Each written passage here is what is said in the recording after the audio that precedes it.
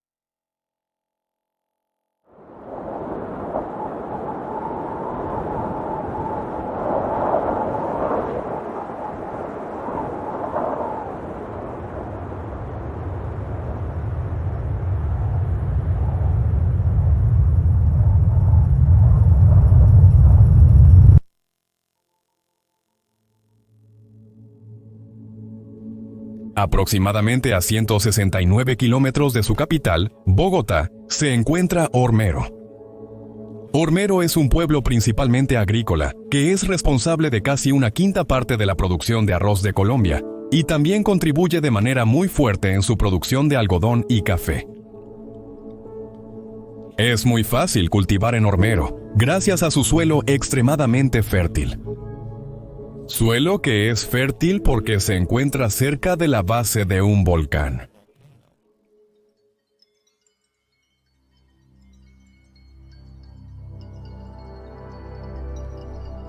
En agosto de 1984, los geólogos notaron que la actividad volcánica había comenzado a aumentar en Nevado del Ruiz, a solo 48 kilómetros de Ormero.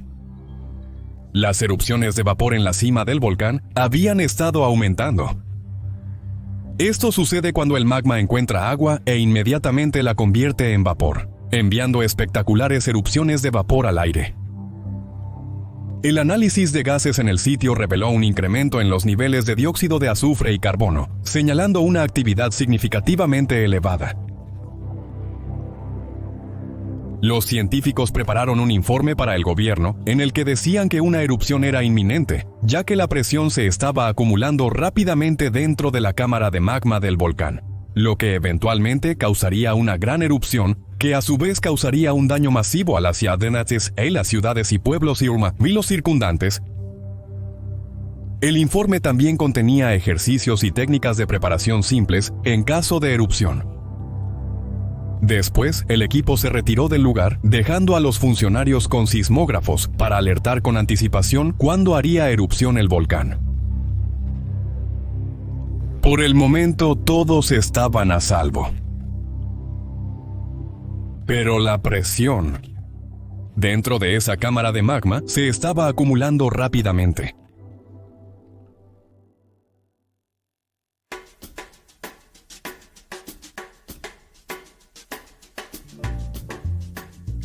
Para los años 80, Colombia se había convertido en parte de la cultura pop estadounidense y las noticias internacionales, en gran parte gracias a una persona, Pablo Escobar. A lo largo de los años 70, Escobar había convertido una pequeña operación de tráfico de drogas en una que generaba aproximadamente $188 millones todos los días. En los Estados Unidos, 4 de cada 5 usuarios de cocaína estaban usando cocaína de una de las muchas granjas de Escobar. Decir que era un monopolio era quedarse corto. Cuando Reagan asumió como presidente, firmó un acuerdo con Colombia que permitiría a Estados Unidos extraditar a criminales colombianos para su enjuiciamiento en territorio estadounidense. Para evitar la extradición, Pablo inició una campaña terrorista de tiroteos, apuñalamientos y bombardeos para intentar asustar a los políticos colombianos y que abandonaran el acuerdo de extradición con los Estados Unidos.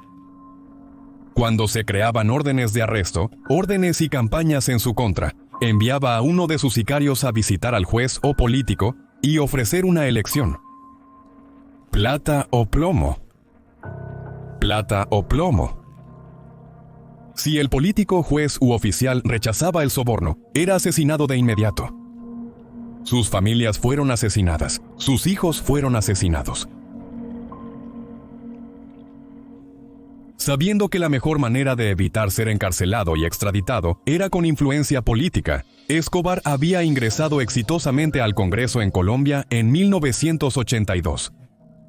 Después de pasar una década o más aumentando su poder financiero a través del tráfico internacional de drogas, finalmente tenía la carta de liberación de la cárcel que necesitaba, inmunidad diplomática como congresista.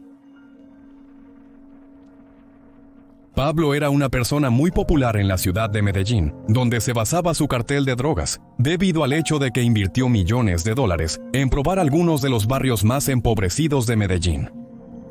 Esto le valió el apodo de Robin Hood Paisa, el Robin Hood del noreste de Colombia. La gente local lo veía como alguien que estaba tomando dinero de la gente rica y luego lo usaba para mejorar la vida de las personas más pobres de la ciudad. Incluso los trabajadores en sus granjas y laboratorios de drogas recibían salarios muy altos, como estrategia para ganarse a la comunidad y presentarse como una figura heroica.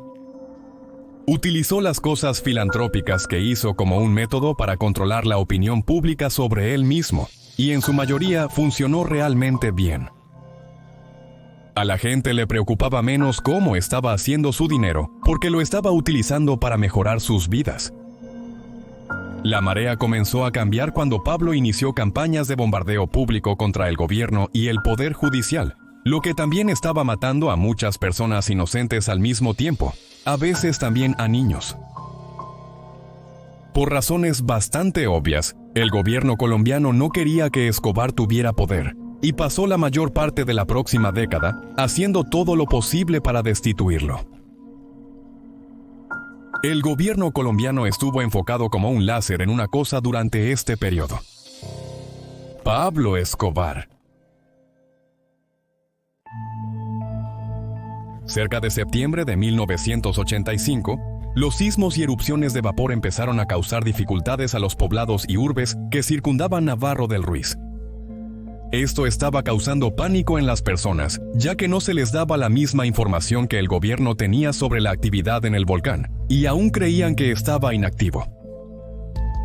En octubre, los funcionarios locales crearon un mapa de riesgos del área para mostrar las zonas afectadas y de qué manera.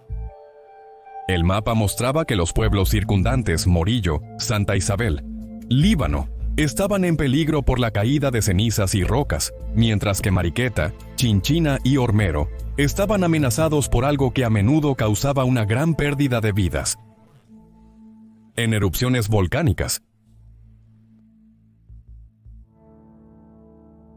Cuando un volcán entra en erupción, la mayoría de las personas tienden a pensar en cenizas y lava como las amenazas de un volcán, pero las erupciones volcánicas son más que solo cenizas y lava. Son peligrosas colecciones de magma, gas, agua y roca volcánica. Ciertas erupciones devastan la zona con una nube ardiente de ceniza y roca que arrasa velozmente la tierra, como se observó en el monte St. Helens. Otros liberan lava. Pero el mayor riesgo mortal de las erupciones volcánicas proviene de los lahares. Los lahares son deslizamientos de lodo compuestos de agua, rocas volcánicas y ceniza que se mueven rápidamente. Los lahares pueden fluir por el lado de un volcán a velocidades de hasta 120 millas por hora. Estos deslizamientos de lodo espesos y rápidos ya contienen rocas volcánicas grandes, que pueden variar desde el tamaño de una pelota de tenis hasta el de un automóvil.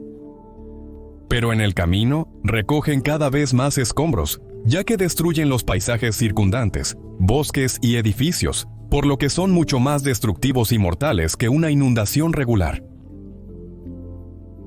El camino de los lahares se puede predecir razonablemente bien, sin embargo, basándose en la topografía del área circundante, y por lo tanto, a pesar de que son eventos muy violentos, puedes prepararte para ellos si se da suficiente tiempo antes de la erupción. También es predecible cuándo se formarán los lahares. Tienden a formarse después de largos o intensos periodos de lluvia o cuando hay un cuerpo de agua cerca del propio volcán. Los volcanes que son altos también tienden a tener hielo glaciar en la cima durante el invierno, que se calienta y se derrite por la erupción y se convierte en lahar.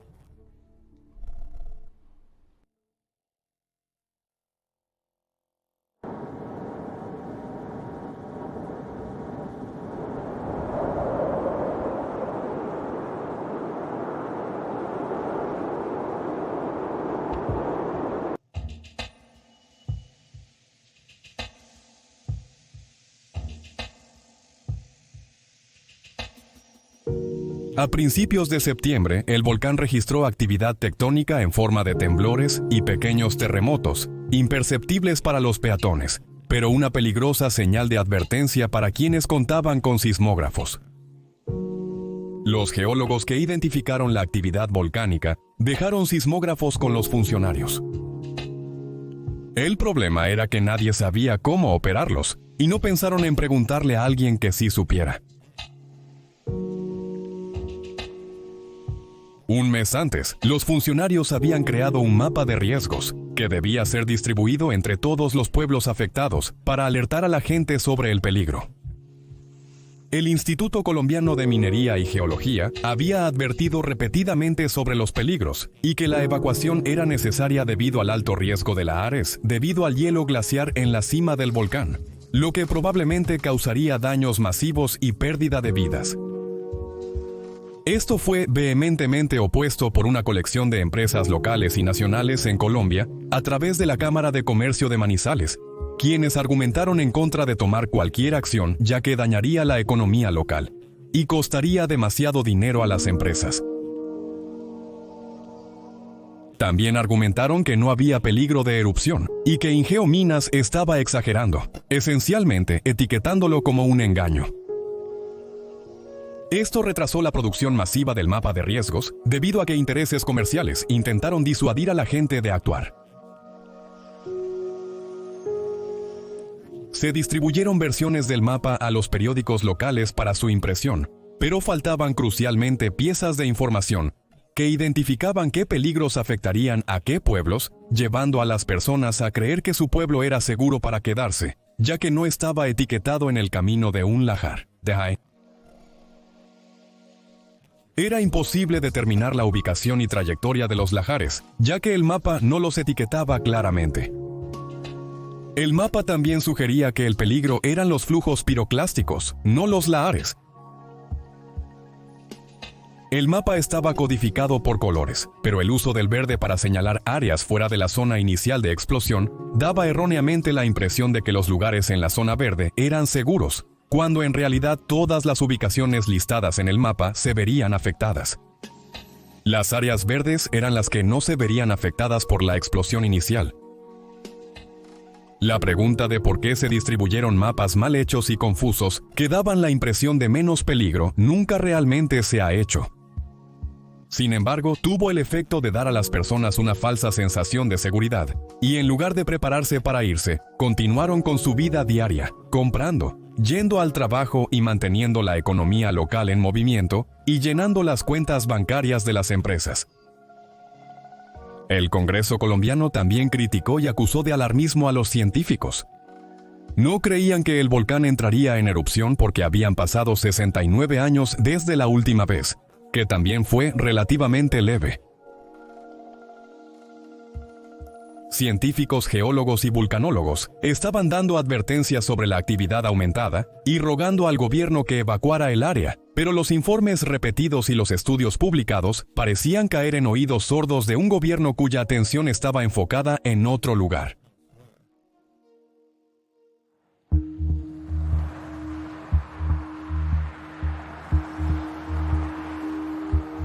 Activistas guerrilleros, financiados por Pablo Escobar, tomaron el control de la Corte Suprema y mantuvieron a ella y a 200 personas como rehenes en un esfuerzo por cancelar la política de extradición y llevar a cabo el juicio contra el presidente Betancourt. El incidente resultó en una acción militar contra su propia Corte Suprema para intentar recuperar el edificio. Durante el proceso, la mitad de los 25 jueces de la Corte Suprema de Colombia murieron después de que los cohetes militares causaron un incendio en la sala de archivos, quemando el papel.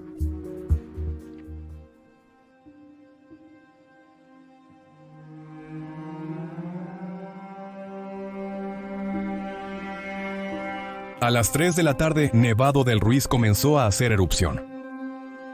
Pilares negros de ceniza.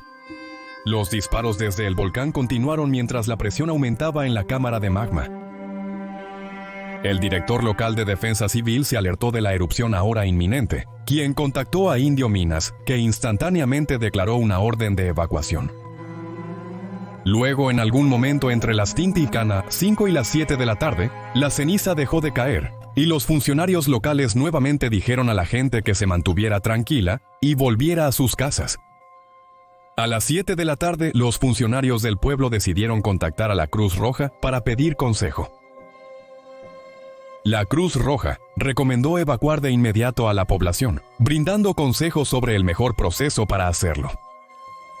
Desafortunadamente, una gran y muy ruidosa tormenta eléctrica había causado problemas eléctricos para los servicios de comunicación del pueblo, por lo que este consejo nunca fue recibido. Debido tanto a las fuertes lluvias de las tormentas como al consejo dado anteriormente, los residentes aún estaban dentro de sus casas, y el fuerte trueno disfraza la erupción volcánica, haciendo creer a la gente que solo es la tormenta que se desata afuera. La erupción produjo un flujo piroclástico muy ácido, que derritió el hielo glaciar de invierno en la cima del volcán, que se mezcló con arcilla, rocas y otra vegetación para formar una colección de lahares. Estos lahares fluyeron por los lados del volcán, ganando velocidad y agregando más agua y escombros en el camino hacia abajo. Los lahares crecieron 4 veces más grandes en su camino hacia abajo, algunos tan anchos como 160 pies, y se movían a unas 64 kilómetros por hora. Pero tomaría unas pocas horas para que el lahar llegara a Armero. Una vez que la tormenta había cesado, la gente describió la noche como tranquila y pacífica. A pesar de que la ceniza había estado cayendo durante todo el día y la noche, no había causado pánico en la gente, porque se les había dicho a los habitantes del pueblo que todo estaba bien. Y las pocas personas que habían visto el mapa de riesgos asumieron que estaban seguros porque Armero estaba en la zona verde. La gente se sentía relajada. Todo eso cambiaría a las 11:25. De repente se cortó la energía y todas las radios del pueblo enmudecieron. Todas las luces se apagaron.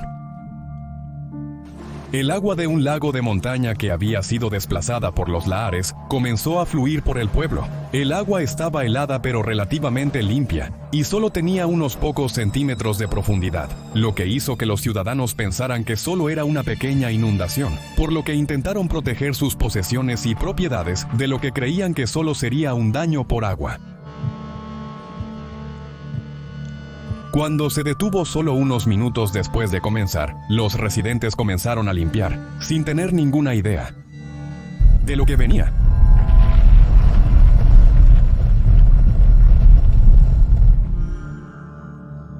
A las 11:35, el primer verdadero lahore arrasó la ciudad. Un río furioso de lodo, arcilla, rocas volcánicas del tamaño de balones de baloncesto y árboles, de 100 pies de profundidad y 30 millas por hora, devastó el 85% de la ciudad en minutos. Todo, desde casas hasta árboles y automóviles, fue destruido instantáneamente, y aproximadamente 24,000 personas murieron. La velocidad y profundidad de la ley lo hicieron imposible para nadar. con muchas personas ahogadas en su poderosa corriente. Aquellos que sobrevivieron a la corriente fueron aplastados hasta la muerte por gigantescos pedazos de escombros y rocas volcánicas. Fue devastador. El segundo lahar golpeó poco después, más lento que el primero, pero debido a que se movía más lento, no tenía la energía para mover grandes rocas y escombros del primer lahar, por lo que el riesgo de ser aplastado era mucho menor. Tampoco era tan profundo como el primero, pero los enormes trozos de escombros del primer lahar habían dejado rocas dentadas y ramas y pedazos de vidrio, y otros objetos afilados por la destrucción del primero. Todos estos escombros afilados causaron laceraciones masivas en las personas atrapadas en la segunda ola. Para agravar el problema, la segunda ola contenía más lodo y suciedad, que se metía en los cortes que creaban las rocas dentadas, provocando infecciones en los supervivientes. La segunda lahore también era mucho más espesa que la primera, debido a su alto contenido de lodo y arcilla, y contenía suficiente presión para causar asfixia traumática si tenías la mala suerte de quedar atrapado dentro de ella. Aquí es donde la presión externa hace que la sangre fluya de regreso a tu corazón y a las venas en el cuello y el cerebro, causando una serie de hinchazón en la cara y el cuello, costillas rotas, pulmones perforados y tejido cardíaco magullado. El primer lahar mató a las personas instantáneamente. El segundo las mató lentamente. El tercer y último lahar trajo más lodo, y fue un poco más lento que los dos anteriores, depositando finalmente la mayoría de su lodo, arcilla y escombros encima del pueblo, cubriendo totalmente la gran mayoría de este y convirtiéndolo en una tierra inhabitada de peligrosos depósitos de lodo. Los golpes de lahore duraron un total de 2 horas, literalmente engullendo todo el pueblo en profundos y espesos depósitos de lodo y arcilla, y matando a 24,000 hombres, mujeres y niños de formas verdaderamente horribles. Cuando los trabajadores de rescate llegaron en los días siguientes, quedaron horrorizados por lo que vieron. Un pueblo entero tragado por el lodo suave, con árboles y escombros altos rompiendo la superficie del lodo en lugares, y miles de cadáveres sentados en el lodo, aplastados y retorcidos en cuerpos que apenas eran humanos. Los trabajadores informaron un olor muy intenso y potente a vegetales y madera, en descomposición y humo. Y para su horror, muchas de las personas terriblemente desfiguradas que asumieron estaban muertas, comenzaron a gritar de dolor cuando se dieron cuenta de los rescatistas. Los problemas con el esfuerzo de rescate se presentaron de inmediato. El primer problema fue que los lahores habían destruido las redes de carreteras hacia la ciudad, dificultando que se trajeran equipos y recursos vitales al lugar. En segundo lugar, el lodo que ahora cubría toda la ciudad y sus sobrevivientes era lodo suave de 15 pies de profundidad, lo que significaba que las personas no podían caminar sobre él sin hundirse, como arenas movedizas. Tomó 12 horas encontrar formas de llegar a los sobrevivientes de manera segura, y muchos de aquellos con lesiones graves pero tratables murieron antes de que pudieran ser rescatados. Las personas que fueron rescatadas no tenían a dónde ir, debido al hecho de que el hospital había sido destruido durante la erupción, y muchos del personal médico también habían muerto. Los críticamente heridos fueron trasladados en helicóptero a los hospitales más cercanos, mientras que el resto fueron tratados en centros de triaje improvisados. 150 sobrevivientes, debido a infecciones o complicaciones asociadas, debido a la falta de personal para limpiar y desinfectar sus heridas, y al hecho de que todos los antibióticos habían sido destruidos en la erupción.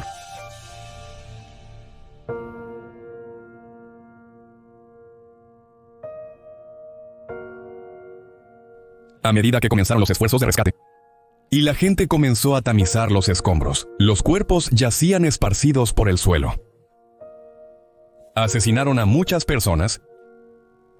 Las personas en el lugar describieron que no escuchaban nada más que una cacofonía de ruido, personas pidiendo ayuda, y muchas más gritando de dolor. Entre los cuerpos y los sobrevivientes horriblemente heridos, vieron una mano levantada desde debajo de pedazos de concreto y tejas. Durante las siguientes horas, despejaron los escombros sueltos y el concreto que rodeaba para revelar a una pequeña niña de 13 años, sentada en medio de un charco de agua turbia, apenas rompiendo la superficie. Tenía el cabello corto y rizado, y los ojos brillantes llenos de esperanza después de ser encontrada.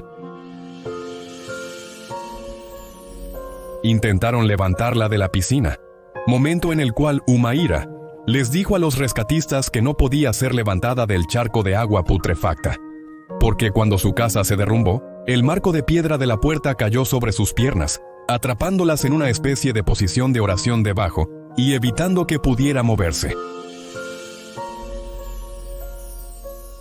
Humaira fue positiva y brillante el primer día de ser encontrada.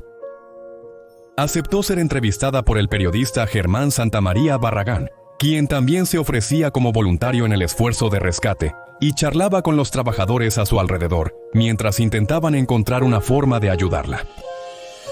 Mientras evaluaban la situación, los buzos se metieron al agua para intentar entender mejor la situación, y dijeron que al meter sus manos profundamente en el agua, tocaron cadáveres.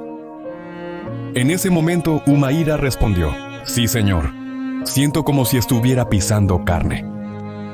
Cada vez que intentaban sacar a Humaira del agujero, el agua se acumulaba más a su alrededor, y ella temía que si seguían intentándolo, se ahogaría antes de que pudieran sacarla.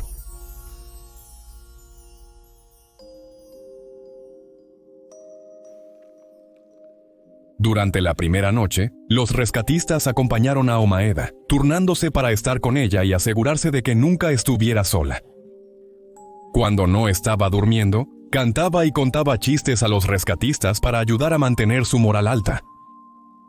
Por la mañana, cuando Barragán vio a Omaeda, le preguntó qué recordaba haber visto la noche del incidente. Humaira contó que la noche de la erupción, ella y su familia se acostaron preocupados por la ceniza que caía. Un ruido aterrador llenó la casa de agua y rocas repentinamente. Y luego lo siguiente que supo, todo salió de mi cabeza, y cuando desperté, estaba debajo de esa cosa de cemento. Durante todo el día la alimentaron con agua y pan, y encontraron un refresco para ella cuando pidió educadamente algo más dulce. Cuando preguntó qué día era, le dijeron que era viernes, y ella respondió diciendo: «Dios, hoy era el examen de matemáticas. Creo que voy a reprobar el año». Humaira estaba tan desorientada que no sabía que ya no había escuela, que la mayoría de sus compañeros de clase habían muerto. A pesar de todo lo que le había pasado a ella y a su familia, todavía estaba pensando en su futuro. Más tarde ese día, los ojos de Humaira se inyectaron en sangre y se enrojecieron, mientras su cara y manos se hinchaban. A pesar de su tez oscura, sus manos estaban casi blancas. Los trabajadores discutieron la idea de amputar las piernas de Humaira para que pudiera ser liberada de los escombros, y comenzaron a buscar equipo para hacerlo. No fue hasta que un médico recordó a todos que Humaira estaba en un charco de agua sucia, que también contenía al menos un cadáver, por lo que las heridas abiertas probablemente llevarían a infecciones dolorosas y a la muerte, y por eso, ese plan fue abandonado. Parecía que la única solución posible era drenar el agua, luego los escombros podrían ser cortados en pedazos más pequeños y retirados. Para que este plan funcionara, necesitarían una bomba motorizada. Un coordinador de rescate pidió al gobierno que trajera una bomba de un pueblo cercano, no afectado por el desastre. Cuando el sol estaba en su punto más alto a las 3 de la tarde, y el calor era agobiante, muchas personas se refugiaron de él después de construir una sombra improvisada para Humaira. Pero Humaira no podía correr dentro de las tiendas como podían hacerlo otras personas, y el calor, incluso bajo la sombra, era intenso. En ese periodo, periodistas internacionales arribaron para cubrir la noticia sobre Humaira para los televidentes de sus países. Alzó su cara fatigada para verlos. Sus ojos estaban muy rojos, pero no tenía lágrimas ni suplicó. Aún no estaba derrotada, pero sus labios temblaban ligeramente.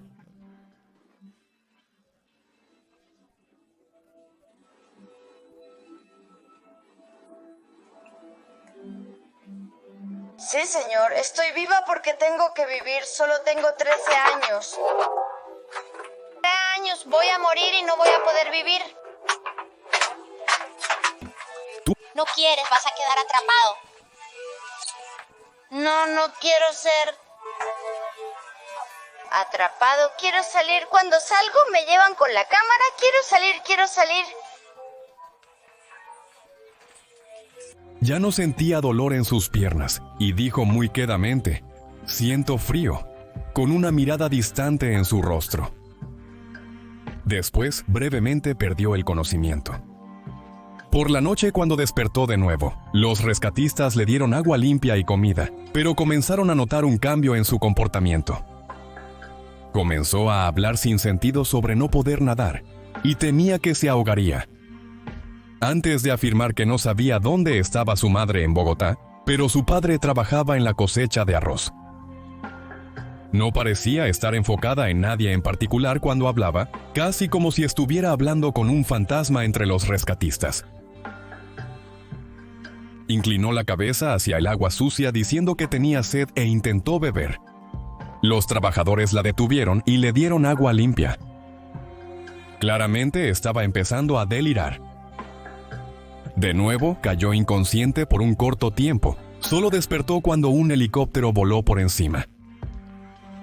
Los rescatistas esperaban que contuviera la bomba de agua que sería necesaria para salvar la vida de Omaira, pero no era la bomba motorizada. En un momento de claridad, Omaeda se despertó y le dijo a la gente: «Vayan a descansar y luego sáquenme de nuevo». A pesar de que claramente estaba sufriendo mucho, todavía estaba pensando en la salud de las personas que intentaban salvarla.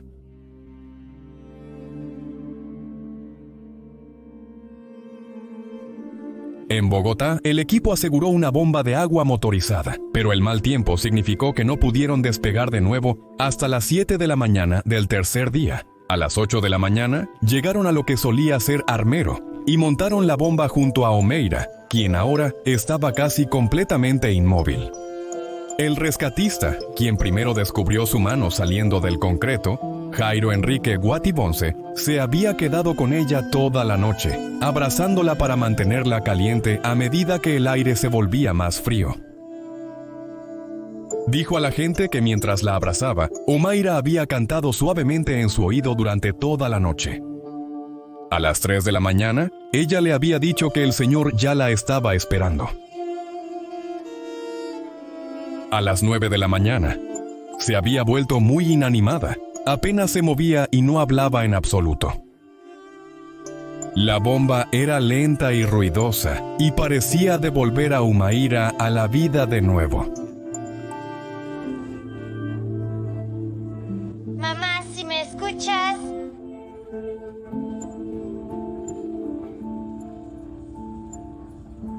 Reza para que pueda caminar y estas personas me ayuden. Mamá, te amo a ti, a papá y a mi hermano. Adiós, mamá. Para decir unas pocas palabras. Un corto tiempo después, a las 10:05 de la mañana, la lucha de 60 horas por la vida de Omaira Sánchez Garzón terminó cuando cayó en la inconsciencia por última vez y falleció. Más tarde en el día, cuando finalmente se vació la piscina y se despejó los escombros, sacaron el cuerpo de Omaira del pozo y descubrieron que el cuerpo que Omaira había sentido bajo sus pies era su tía, quien había muerto desesperadamente aferrándose a la pierna de Mira. Esta fue la historia de Omaira Sánchez Garzón y la fotografía más triste del mundo.